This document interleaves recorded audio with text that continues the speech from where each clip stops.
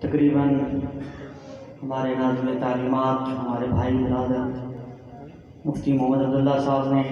شکریہ ادا کر دیا ہے،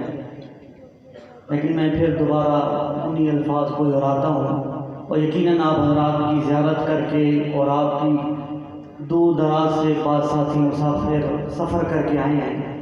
تو یقیناً دل کرتا ہے کہ ہر ساتھی کا نام لے کر شکریہ ادا کروں،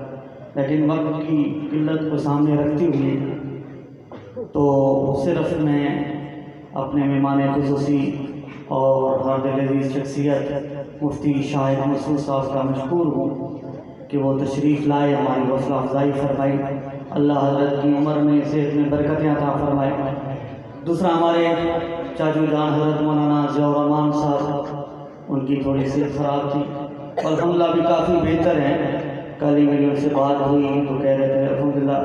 3-4 دن ہو گئے ہیں بخار نہیں ہو رہا، اور الحمدللہ میری صحت بالکل ٹھیک ہے۔ تو ان کی واقعتاً کمی ہمیں بہت محسوس ہو رہی ہے، لیکن برادر مکرم حافظ قاری خبیب صاحب کا میں مشکور ہوں، وہ آئے تشریف لائے، پھر حضرت مولانا ضیاء الرحمان کے برادر